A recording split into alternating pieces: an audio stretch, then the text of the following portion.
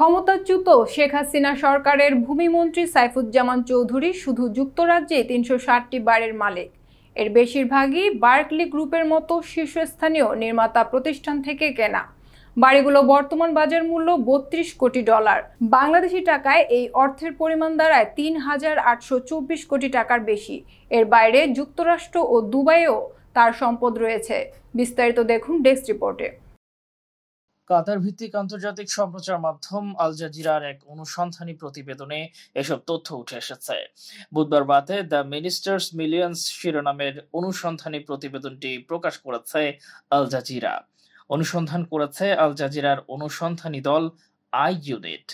প্রতিবেদনে বলা হয়, সাবেক ভূমিমন্ত্রী সাইফুজ্জামান লন্ডনের বাইরে দুবাইয়ে ২০২০ সালের মধ্যে অন্তত ৫৪টি সম্পদের মালিক হন।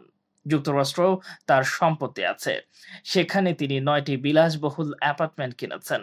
এর মধ্যে ৫টি ম্যানহাটন সহ নিউ ইয়র্কের প্রধান এলাকায় এবং ৪টি নদীর ওপারে নিউ জার্সিতে। প্রতিবেদনে বলা হয়, সাইফুজ্জামান দেশের বাইরের এত পরিমাণ সম্পদ তার নির্বাচনী হলফনামা ও ট্যাক্স ফাইলে গোপন করেছেন।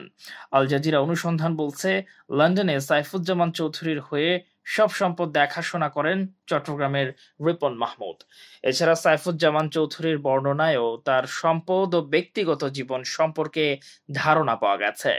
শেখ হাসিনা দেশের বাইরে তার ব্যবসার কথা জানতেন উল্লেখ করে সাইফুজ্জামান আল জাজিরার অনুসন্ধানী দলকে বলেছেন, আমার এখানে ব্যবসা আছে সেটা তিনি জানতেন।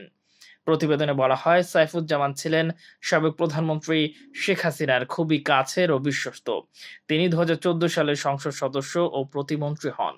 ২০১৯ সালে শেখ হাসিনা তাকে পদোন্নতি দিয়ে ভূমিমন্ত্রী করেন। সাইফুজ্জামানও আল জাজিরাকে বলেছেন, আমার বাবা প্রধানমন্ত্রীর খুব ঘনিষ্ঠ ছিলেন। সত্যি বলতে আমিও। লন্ডনে বাড়িগুলো তৈরির বিষয়ে আল জাজিরার প্রতিবেদনে বলা হয়, সাইফুজ্জামান ডেভেলপারদের কাছ থেকে বাড়ি কেনার জন্য বেশ কিছু কোম্পানি তৈরি করেন। ২০১৬ থেকে ২০২১ সালের মধ্যে তিনি যুক্তরাজ্যে ২৬৫টি বাড়ি কেনেন। তার বাড়িগুলোর বেশিরভাগই বার্কলি গ্রুপের মতো শীর্ষ ডেভেলপার প্রতিষ্ঠানগুলো থেকে কেনা। সাইফুজ্জামানের কেনাকাটা সেখানেই থেমে থাকেনি। ২০২১ সালে $১,৬০,০০,০০০ লন্ডনে আরও সম্পদ কেনেন তিনি। তার বেশিরভাগ সম্পদই ভাড়া দিয়ে থাকেন। ২০২০ সালে আরও ৮৯টি বাড়ি কিনলে মোট বাড়ির সংখ্যা দাঁড়ায় ৩৬০টি, যার বাজার মূল্য $৩২ কোটি।